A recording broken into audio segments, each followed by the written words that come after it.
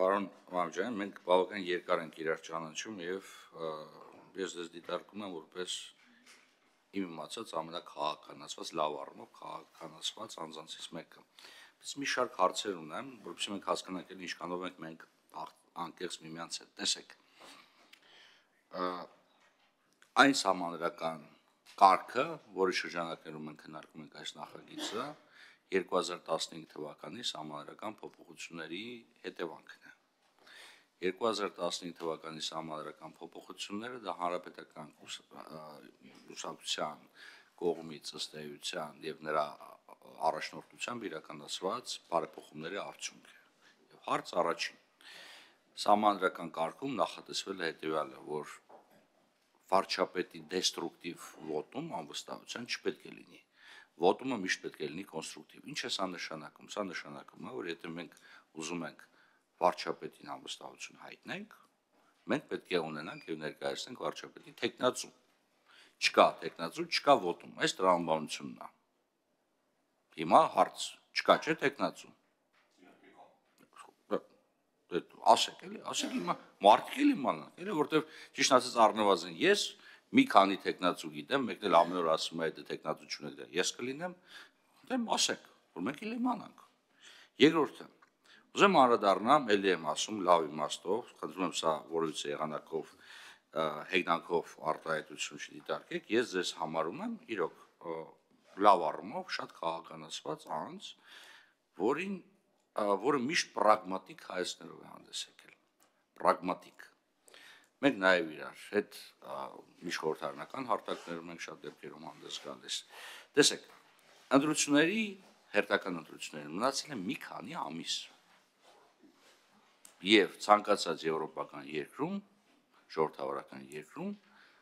ցանկացած նորմալ քաղաքական ուժ պետք է իր ջանքերը կենտրոնացնի հերթական ընտրություններին պատրաստելու վրա։ Հիմա այս ամենը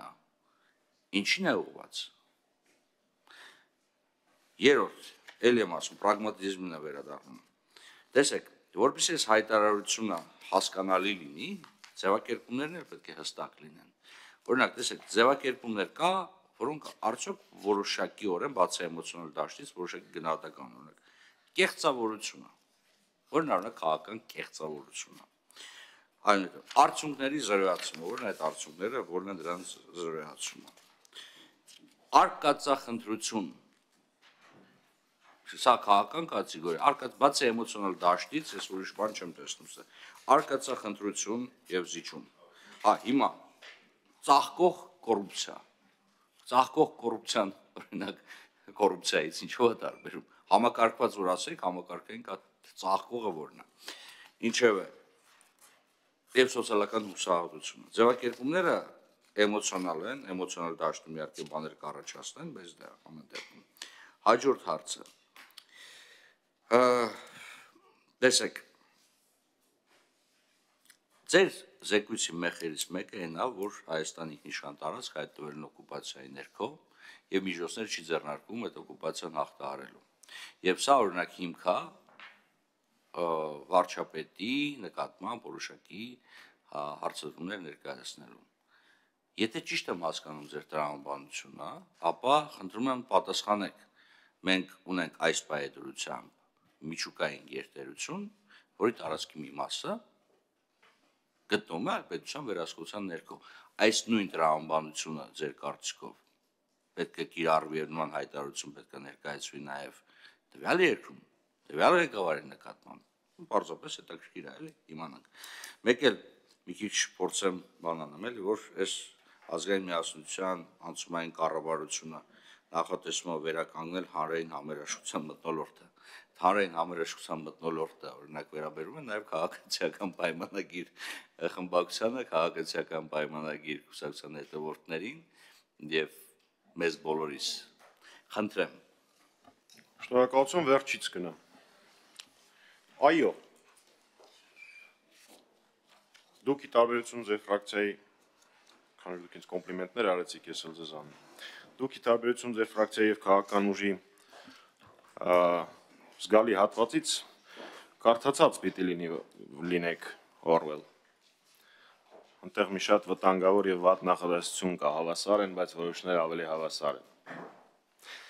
Հիմա ես բացարձակ դրան չակնարկելով, Պարոն Մամիջան, շատ եմ խնդրում, էլի, եթե մենք հիմա կարողանանք բան հասկացնենք, բառը մոռացա, survey, հետազոտություն, էլի, հարցում, կարող է ստացվի, որ ավելի շատ մեր ֆրակցիայում են կարդացել, քան այլ ֆրակցիաներում։ Խնդրում եմ, էլի։ Զատո բոլորս ապրում ենք անասնաֆերմայում, այնպես որ նորմալ է։ Ձևակերպումներ անենք, որոնք վիրավորական բնույթ չեն կրում, էլի։ Անասնաֆերմա չկարդալը վիրավորական բնույթ չի կրում։ Բայց լավ։ Այո, իհարկե վերաբերվում է քաղաքացիական պայմանագրի անդամներին եւ պատգամավորներին, մանավանդ այն պատգամավորներին, ովքեր կմիանան վարչապետին, ժողովուրդ կամեդի կլաբի նիստերն, որոնք կմիանան վարչապետի անվստահության, գիտեք Տիկին Ջուլհակյան, եթե ձեզ 10 տարի առաջ մեր NDI-ում օրինակ հանդիպումների ժամանակ մեկը ասել, որ դուք պետաիրավական հանձնաժողովի փոխնախագահն եք, այն ժամանակ էլ կարողա ծիծաղայիք, որտեղ այն ժամանակ էլ դա լուրջ չէր։ Հիմա վերադառնանք կառուցողական աշխատանքային մթնոլորտին։ Բոլորը համոզվեցին, եթե մինչև հիմա համոզված չէին, որ ես այն մյուս ձևով եմ կարողանում աշխատել։ Մենք բոլորս էլ այդ ձևերը գիտենք, խնդրեմ։ Հիմա դրա համար էի ասում, ավելի շատ կվերաբերվի նրանց, ովքեր որ միանան։ Գիտեք, այդ հարցը շատ աննորմալ է հնչում մի քաղաքական ուժի ներկայացուցչի կողմից, իսկ դուք վերջերս հիշեցրել եք մամուլին, որ վաղուց կուսակցական եք, որի այն ժամանակվա քաղաքապետի թեկնածուն մցրեց բաժանում սևերի եւ սպիտակների։ Այնպես որ ճիշտ հասցեով չեք հարցնում, թե ում ընտրողին մենք ոնց ենք վերաբերվում։ Մեր համար բոլորը Հայաստանի Հանրապետության քաղաքացիներ են, ու մենք բոլորին վերաբերվում ենք նույն հարգանքով։ Սա ձեր վերջին հարցից։ Հիմա հետ գնանք։ Երբ որ դուք հարցնում էիք, թե այլ երկրների, ես այլ երկրի ազգային ժողովի պատգամավոր չեմ։ Ես պատասխանատու եւ հաշվետու եմ Հայաստանի Հանրապետության քաղաքացիների առջև։ Ուստի ձեր հարցին, թեպետ զուգահեռը խոզի եւ տուրնիկի տրամաբանության մեջ էր, որովհետեւ զուգահեռներ առհասարակ չկան։ Չեմ ուզում նորից կարգավիճակը հաշվի առնելով բացատրել, թե ինչի զուգահեռներ չկան, բայց չկան զուգահեռներ ձեր նշած պետության միջազգայինորեն ընդունված տարածքների օկուպացիայի եւ մեր բացարձակ չկան, էլի։ Մեր քաղաքացիների համար ասեմ, որ պարոն Վարդանյանը, ինչքանով ես հասկացա, զուգահեռ էր տանում Ռուսաստանի Դաշնության որոշ տարածքների օկուպացիայի, որ միջուկային տերության հետ էի։ Չէ։ Հա, լավ։ Մի ինչ որ հիպոթետիկ ասում ակոմպադում Հա, լավ։ Հա, ինչ որ հիպոթետիկ միջուկային տերության մասին էր։ Շատ։ Հիմա անդրադառնալով ձևակերպումներին, սա իրավական փաստաթուղթ է այնքանով, որքանով արժեհայտարարություն է։ Արժեհայտարարությունը առաջին հերթին քաղաքական փաստաթուղթ է։ Քաղաքական փաստաթղթի մեջ ձեր նշած ձևակերպումները ամբողջովին ընդունելի են։ Բայց հիմա քանի որ դուք դրա առիթը տվեցիք, ես հատ-առհատ դրանցից յուրաքանչյուրը կբացատրեմ։ Ինչպես ինչ բան եմ նշել, որ չեմ կարողանում հասկանալ ձեռագիրս։ Կեղծավորություն ասելով ինչ նկատի ունենք։ Ասեմ, կեղծավորություն ասելով նկատի ունեմ մուրճը ձեռքին Հայաստանի Հանրապետության մարզերը եւ քաղաքները շրջելը, խոստանալը, որ Հադրութը ու Շուշին դեօկուպացնելու է, խոստանալ, որ Լեռնային Ղարաբաղի հակամարտությունը կարգավորելու է 3 հիմնարար սկզբունքների հիման վրա, Ժորժ ջան, դա ձեր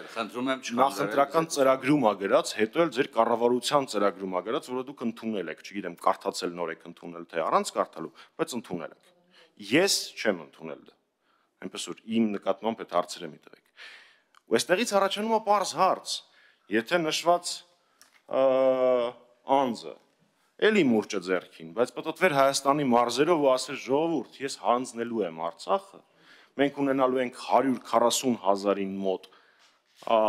բռնի տեղահանվածներ տարբեր ժամանակահատվածներում, ճանաչելու եմ Արցախը Ադրբեջանի կազմում եւ այլն եւ այլն եւ այլն, տենամ քանի ձայներ հավաքելու, այդ դա է կոչվում կեղծավորություն, պարոն Վարդանյան, զրոյացնելը օրինակ Վիեննա Սանկտ Պետերբուրգի պայմանավորվածությունները, որոնք ձեր ԱԳՆ-ն հասկանում եք ինչքան հին բան եմ ասում, ոնց որ նախորդ իրականությունից լինի, որոնք պիտի ծառայեին շփման գծում մեր տղերքի, մեր զինվոր տղերքի կյանքերը ավելի մեծ երաշխիքներ ունենալու իրենց անվտանգության տեսանկյունից, դուք մի տարի դրա մասին չէիք հիշում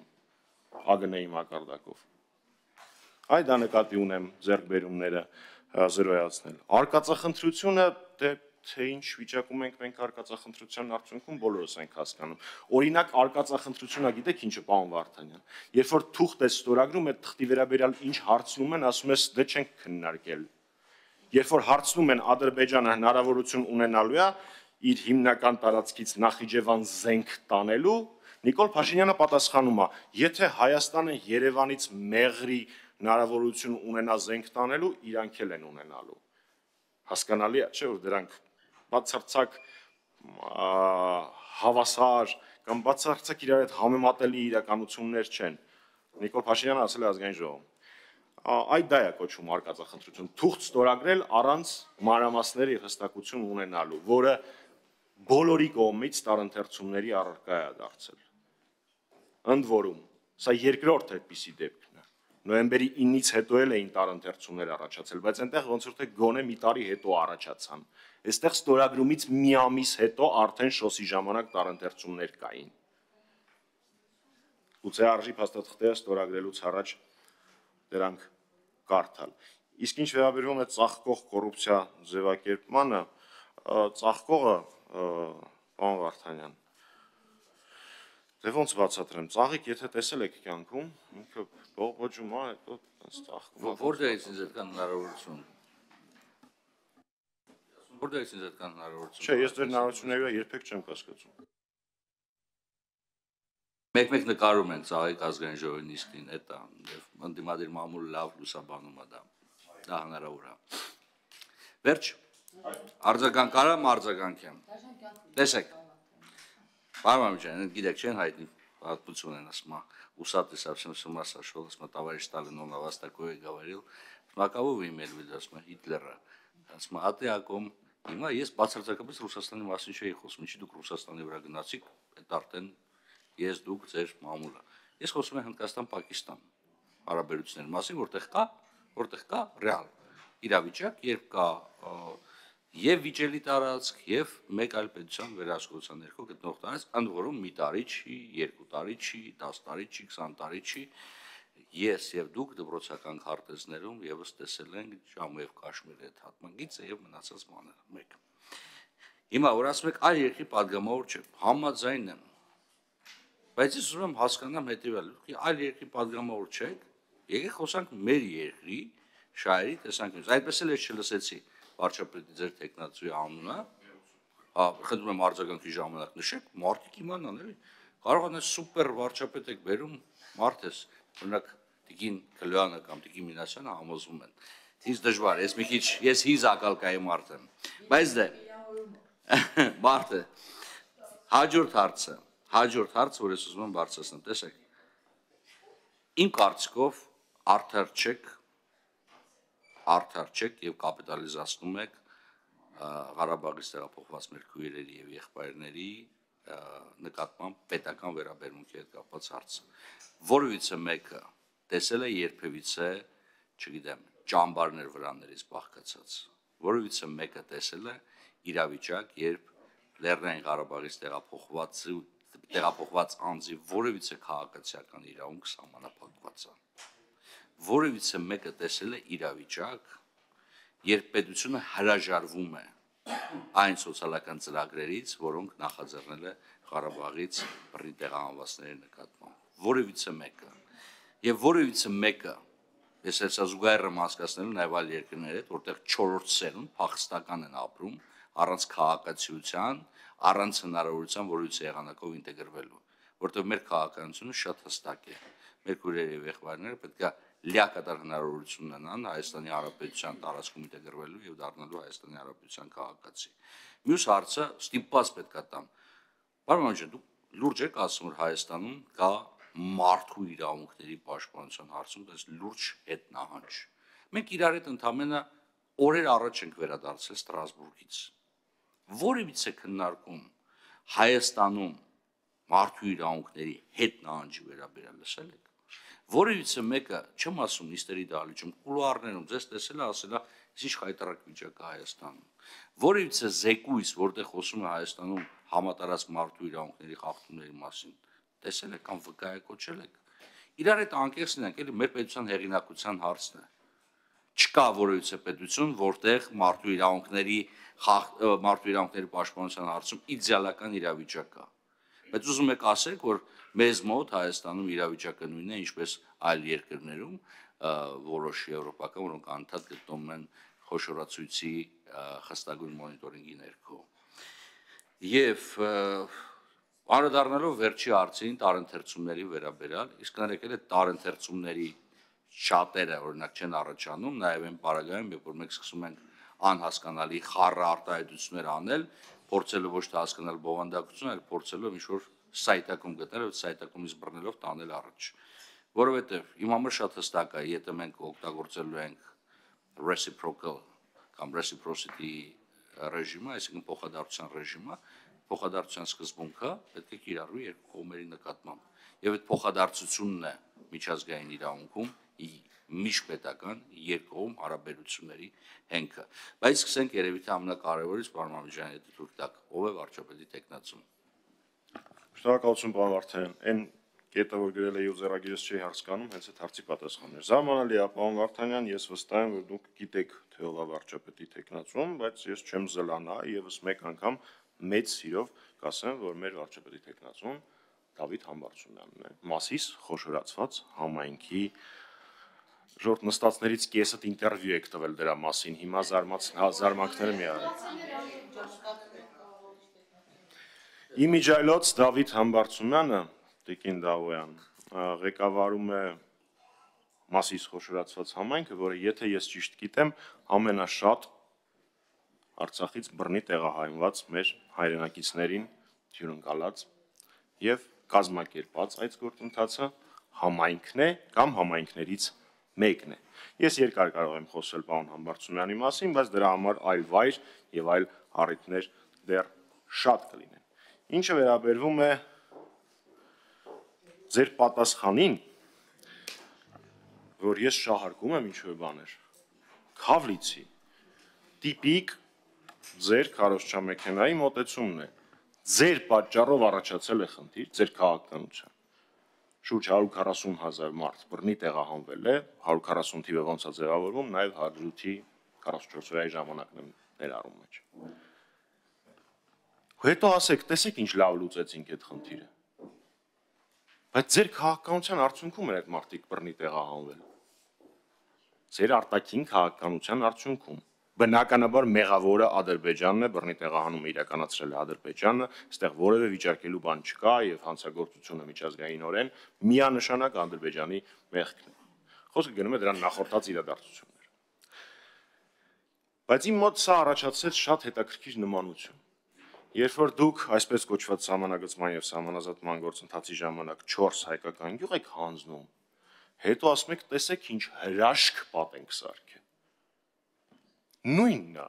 140,000 մարդ բռնի տեղահանվել է Արցախից, ասում են վրանային ճամբարներ այստեղ չի եղել։ Ես դա չէի ասում, ու ես վստահ եմ, որ դուք գիտեք, թե ես ինչ էի ասում։ Էլ չեմ ասում, թե պետական մակարդակով ինչ արձագանքի է արժանանում վերադարձի իրավունքի վերաբերյալ քննարկումները։ Մեր քույրերի եւ եղբայրների վերադարձի իրավունքի, խնդրում եմ չվիրավորեք ինձ եւ ձեզ պատերազմ եք բերում եւ այլն ձևակերպումներով, երկուսս էլ գիտենք, որ խոսքը գնում է իրավունքի բարձրաձայնման մասին։ Հիմա ինչ վերաբերում է միջազգային զեկույցների, առկա է պետդեպի զեկույց, որտեղ նշվում են բազմաթիվ խնդիրներ ժողովրդավարության, առկա են այլ զեկույցներ, Amnesty International-ներ, եթե չեմ սխալվում, խոսել, եւս մեկ միջազգային կառույցի զեկույցում են նմանօրինակ ձևակերպումները առկա։ Իսկ ձեր նշածները, որ օրինակ ԵԽԽՎ զեկույցներում դրանք չեն ներառվում, ես դրա մասին բազմիցս խոսել եմ, որ դա անընդունելի է, որ դրանք չեն ներառվում։ Անընդունելի է, երբ ոստիկանական բռնությունից հետո հրապարակվում է միջազգային զեկույց, որի մեջ գրվում է, այո, ոստիկանական բռնություններ կար, բայց ներողություն եմ խնդրում այս թեման արծարծելու համար, բայց մարտի 1-ին ավելի ցավալի իրադարձություններ են տեղի ունեցել, որը սև օր է բոլորիս համար, այդտեղ որևէ քննարկելու բան չկա։ Այո, նմանօրինակ ձևակերպումները միջազգային կառույցների կողմից իմ համար անընկալելի են եւ ով դուք գիտեք, որ ես դրա մասին բարձրաձայնում եմ ոչ այդքան Հայաստանի Հանրապետությունում, ինչքան միջազգային հանդիպումների ժամանակ։ Ինչ վերաբերում է գնահատականներին, եթե դուք ժառանգելիս 7-րդ գումարման ժամանակ ԵԽԽՎ պատվիրակության գործունեությունը պիտի որ իմանայիք, որ այն ժամանակ արդեն արկա էր քննարկում Հայաստանի մոնիտորինգային կարգավիճակի վերացման տեսանկյունից եւ շատ ու շատ այլ արձանագրումներ։ Այն ձևակերպումը, որ բոլոր միջազգային երկրներ, բոլոր աշխարհի բոլոր երկրներում արկա են մարդու իրավունքների կամ ժողովրդավարացման խնդիրներ, իհարկե, ոստիկանական բռնություն էլ արկա շատ ու շատ ներողություն խնդրում, պարոն Մանուկյան։ Շատ ու շատ երկրներում։ Հազար ներողություն, հիմա որ ասեմ դուրսը սպասեք, ասեն միջամտում են լրագրողների գործունեությանը, չէ՞, ժողովրդավարությունից հետ նահանջա։ Խնդրում եմ, պարոն Մանուկյան։ Արկա են շատ ու շատ երկրներում, այդ թվում նաև ոստիկանական բռնություններ։ Բայց բռնություն իրականացրած ոստիկանը հաջորդ օրը նույն խաղաղ ցուցարարի հետ աշխատանքի դուրս չի գալի։ Նույն։ Նաև տեղի են ունենում ավարտ եւ արդյունք ունեցող ծառայողական քննություններ, որոնց մասին մենք կամ գրեթե ինֆորմացիա չունենք կամ չունենք։ Դրա համար ենք ասում ժողովրդավարական նահանջի մասին։ Բոլոր հարցերին կարծես պատասխանեցի։ Շնորհակալություն, ես այլևս հարց չունեմ, իմ համար ամեն ինչ պարզ է։ Եթե այլ հարցեր գործընկերներս չունեն, խոսքը փոխանցեմ Տիկին Ջուլակյանին, Տիկին Ջուլակյան արդեն նաև պարզ է, ով է վարչապետի տեխնացում։